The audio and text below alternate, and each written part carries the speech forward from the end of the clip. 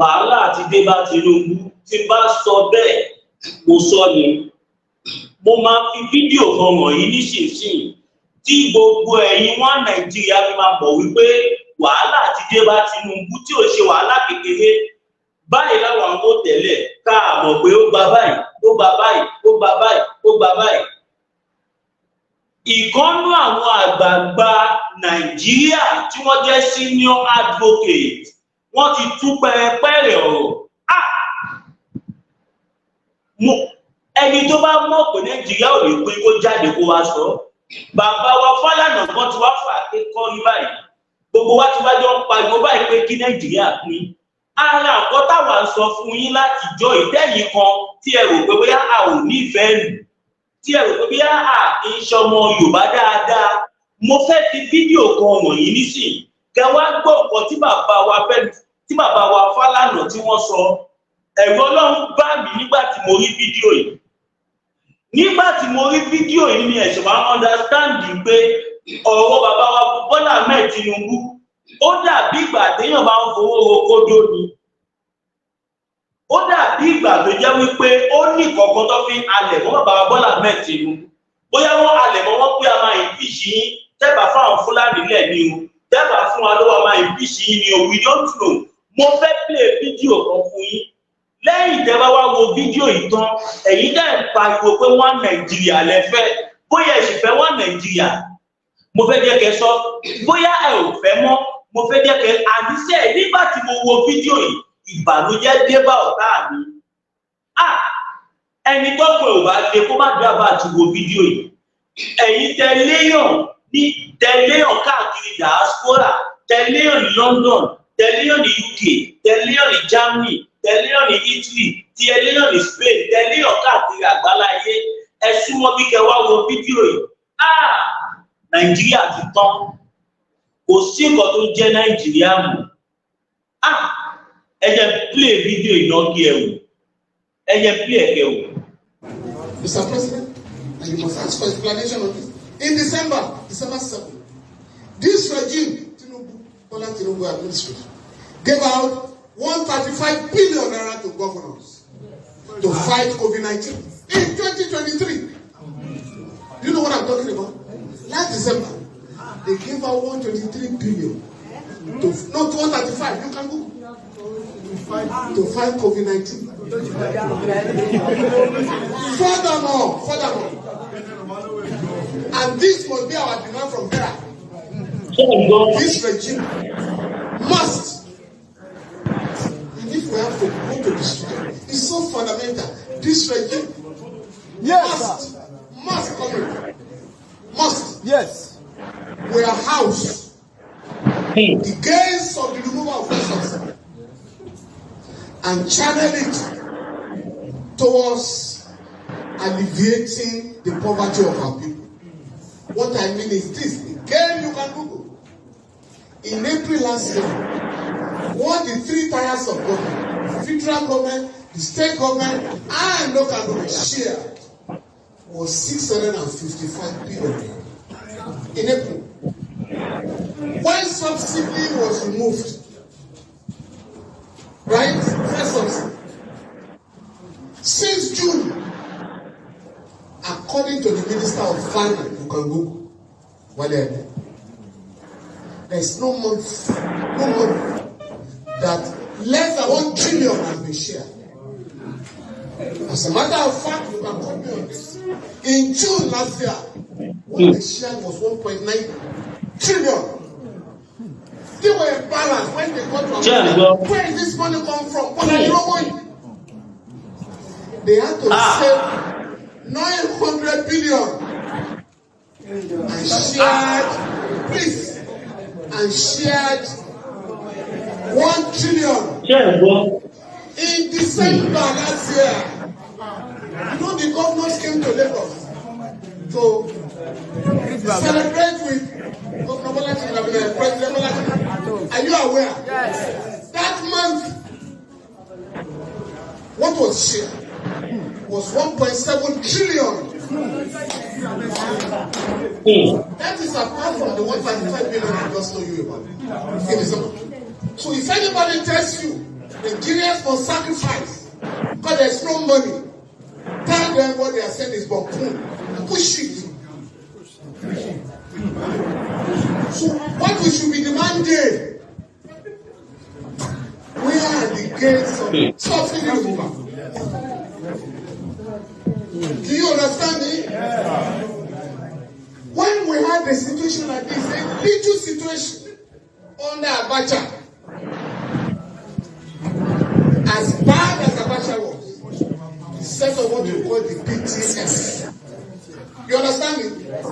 The case of fuel increase then was kept and used to address infrastructural crisis in the country. So this time around, we are demanding for our right because what they told us, all of us, subsidy is gone.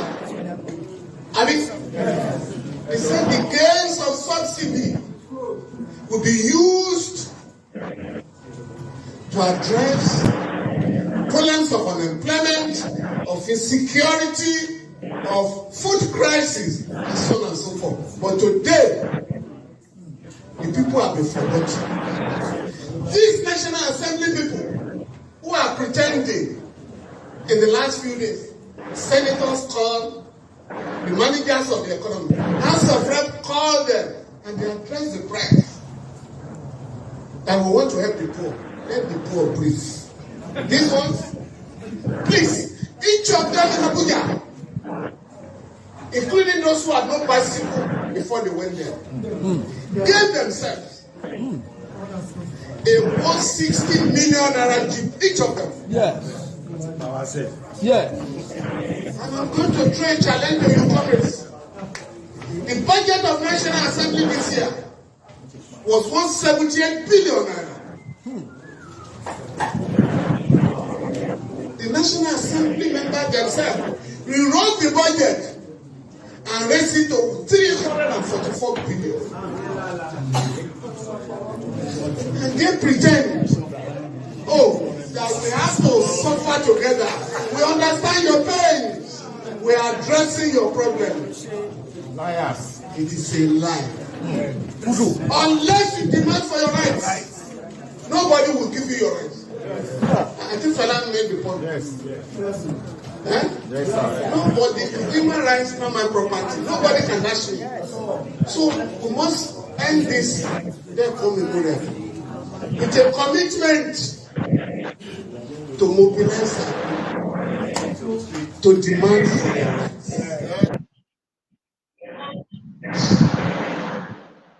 Ẹ̀yin náà ẹ wo àwọn ọ̀rọ̀ tí bàbá wa yìí sọ. Ọmọ Yorùbá, ṣé a tún nídìí ẹnìkan tó máa wá sọ fún wa pé Nàìjíríà gbọ́dọ̀ pè mọ́? Ẹ wá dúró iye tí wọ́n pín, ìyà dẹ̀ ń jẹ gbogbo èèyàn nínú ìlú. Ẹ wo iye tírílíọ̀nù upon tírílíọ̀nù, bílíọ̀nù upon bílíọ̀nù. A dẹ̀ ń sọ fún àwọn wèrè kan wípé ẹ jẹ́ kí ìlú yìí pín, kó ní kálukú máa bá tiẹ̀ lọ. Ẹ sọ pé rárá o, ká má pín o, a nígbà tí pín o, kíníkan kìnìkan o. Ẹ wá wo fídíò yìí. Fẹ́ play fídíò yìí fún yín. Ọ̀rọ̀ ẹnìkan ló máa ń dàbí irọ́. With my little age, I can be the president of this country, and I will tell you I'm not aware of what is going on. Then it means I am not supposed to be there in the first place. If you're in the place where your impact is not felt, then your presence was never needed. I am very, very pained. My grandmother in the village cannot go to farm all alone because of insecurity. So are you not telling me that a nation of over 200 million people cannot fight insecurity? We can, but some people have actually politicized this thing. And that is why even the rice farmers cannot go to the farm now to say they want to produce rice, because somebody will be there to kill them. Now, the basis for kidnappers now in this country, once they catch you, you are paying 100 million. You and I, if I ask you now, God forbid, if they pick any of your family member, God forbid, can you afford 100 million naira? Is it not when you even have the 100 million that you think of 100 million? I don't have 100,000 naira in my account. country. Please, if government work, if they cannot protest, we Yaloja, we go up our nyash, we go up our press, we go protest. Too much stubbornness, too much for this country. For before you we serve, we go suffer. The stubbornness is too much. Please, Maja, find solution for this things. It's too much. Gary 2,000 naira. Since when my father bought me, I did not buy 1,000 naira pence of Gary. They're selling it 2,000 naira now. It's too much. The stubbornness is too much. Even the rice, the Rika one rice up to 1,200 naira. For what reason? It's too much, to buy meat. With the even the pama said rice up. Two fish for Chicago, 1,200 naira. 3 of pieces of it. It's too much. Joy Sanuba, Baba West Sanuba, Boda West Sanuba, Yayipo Ejo, Sanuba Tipoju, Ebi Power, and the Sakoya Nigeria Yanja. Bola Tinubu, Eoto Sewere, also Kwekazi Sekima, Owa Buni Leto Akwa Gida, Wo Bola Tinubu, Olo Senior, Bola Tinubu, Olo Senior, Olori Bulu, Olori Kekele, Uwata Bola Tinubu, Kutuo Buro Uwanta.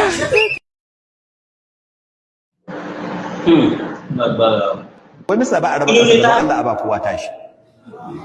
In yamurai a ba su yi biyafara, yarba a ba su yi Oduduwa Republic, mu ko in Najeriya in su canza mata suna mukai. Shikenan maganin ƙeya rabuwa.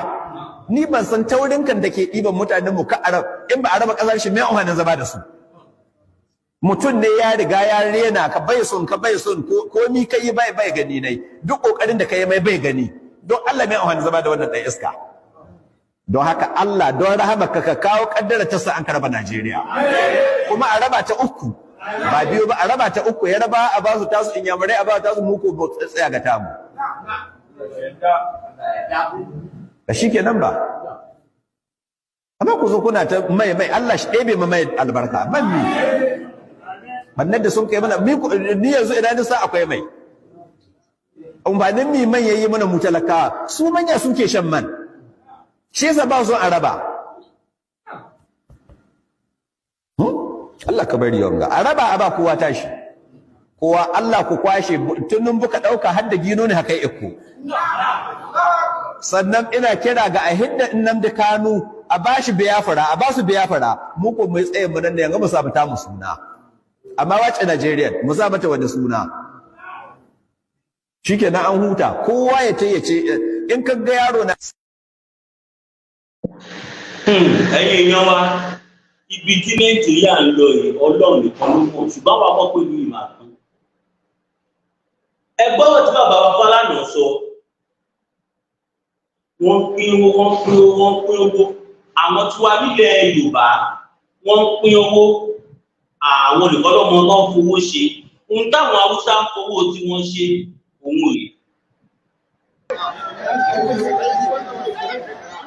kai tsaye daga nan wani rumbun ajiyar kayayyaki kenan da ke unguwar Dawano inda shugaban hukumar karɓar korafe ta jihar Kano wato Muyi Magaji Rimin Gado ya kawo simami nan kamar inda masu sauraro za ku iya kallo taliya ce haka aka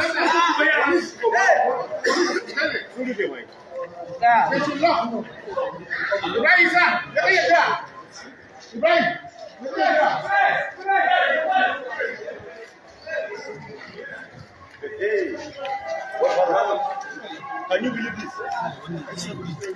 If you believe this, can believe this.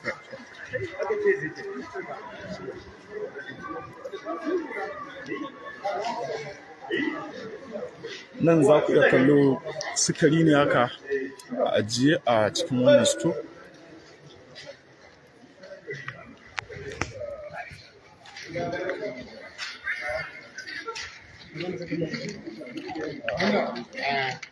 No, this is where I will make my statement. Where is the press? This is where I will make the statement. Amma ba za a je da kuma mutum. Asiri yake. Hamisu Rabi ka san shi? Mala Hamisu ba. Shi ne ai. Zan kai daɗe. Mu ɗan koma a wurin can saboda light ɗin ya buɗe.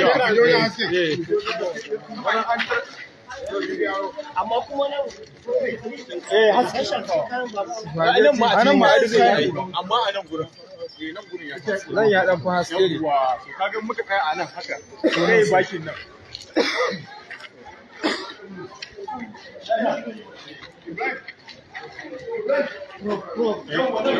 No, it's okay. Yes. What the number wire?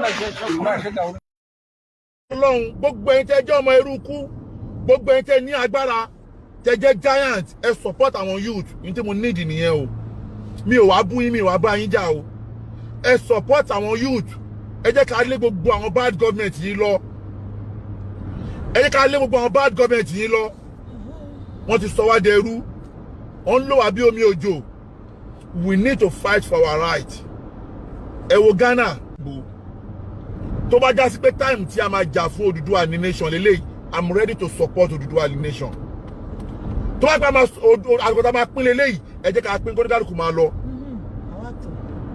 ẹ jẹ́ ká pín tó ní kálukú máa lọ no more Nigeria ẹ fi Nigeria tàn wá ní kí ló dé ṣé ń gbọ́ ó lágbára o.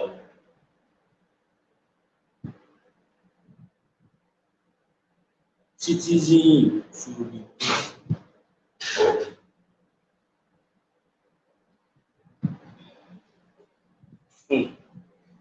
ó lágbára o.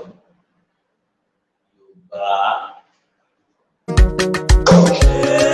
Lẹ́nà ọba ti jọ ẹnu Yorùbá ò lè jọ ẹ má fọ́n ta lọ́rọ̀ sọ kọ́ má ba mọ̀dé abájọ wa ẹ̀tàn náà fi gbàṣẹ ṣe lọ́wọ́ wa òye wa níṣẹ́ náà brainwash wa torí tó bá dìgbà kan fẹ́ mú wa náà ṣe gbàṣẹ ṣe lọ́wọ́ wa Yorùbá ẹ ti ń sùn àní ẹyẹ sùn ó yẹ ẹjí máa sùn kọ́ má padà mú wa ní rógùn èṣù torí ogun ń bọ̀ ẹ tètè ta múra o ogun ń bọ̀ ẹ jẹ́ ká múra o Yorùbá ṣebí ìjọ lárọ̀ bá nígbà ní ló di ìjọba ẹ̀yin ọba wa ṣe bẹ́yìn náà ni bàbá wa ẹ má lajú yín sílẹ̀ kájèjì kó gba ilẹ̀ wa kàn yé pa àwọn èèyàn wa lójú yín ẹ jẹ́ kó bá padà sáyé ọba káṣe kan lè padà sẹ́nu ọba olóṣèlú gbọ́dọ̀ máa gbàṣẹ ọba ṣèbí yẹn gangan náà pè ní ìjọba ó ti pẹ́ tí Yorùbá ti fẹnu ṣe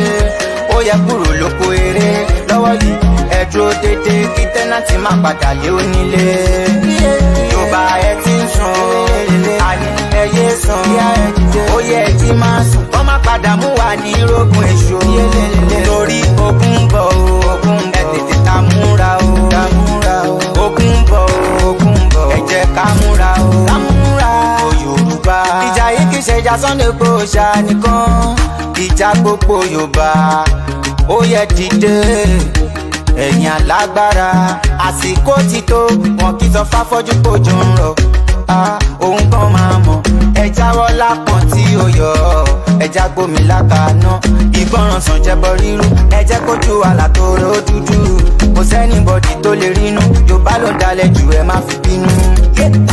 ẹ̀rù yìí tó ra ẹ̀yin Yorùbá gbogbo Yorùbá ẹ̀rù yìí tó ra ẹni fẹ́ yọ yín nínú ogun lẹ́ ń gbógun tì ẹ̀rù yìí tó ra olótìtọ́ ṣe máa jẹ ọ̀tá yín ẹ̀rù yìí tó ra ẹ̀yin lẹ dalẹ̀ Abíọ́lá àtàwọn lọ́wọ́ ẹ̀rù yìí tó ra ẹ̀yin lẹ dalẹ̀ Túndé Ìdí Àgbọn ẹ̀rù yìí tó ra ìjọ wo wà ní Yorùbá máa gbọ́n ẹ̀rù yìí tó ra. Àwọn kan ní Jésù ò jagun. Some people said Jesus Christ did not fight. Matthew 26. Matthew chapter 26. Láti 51. From 51. Nínú àwọn ọmọlẹ́yìn ẹ̀ kó nǹkan ogun sára. His disciples had ammunitions for war. Gbàrà tí wọ́n mú Jésù báyìí. The day Jesus Christ was caught, Pétérù fa idà yọ. Peter drew out his sword. Ó ṣá ẹnìkan létí and cut somebody's ear. Ẹ̀gbọ́n ti Jésù sọ. Do you hear what Jesus Christ said? Kò ní kó sọ idà He ẹ̀. did not tell him to throw away that sword. Ó ní ká tẹ́ padà sínú akọ ẹ̀. He said, keep back that sword in the shirt.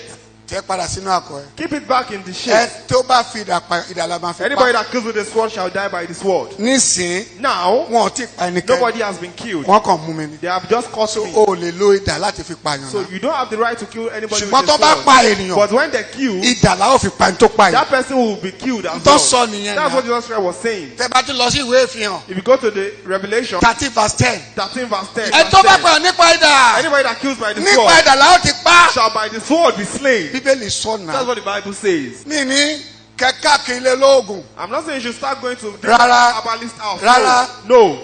Ṣùgbọ́n. But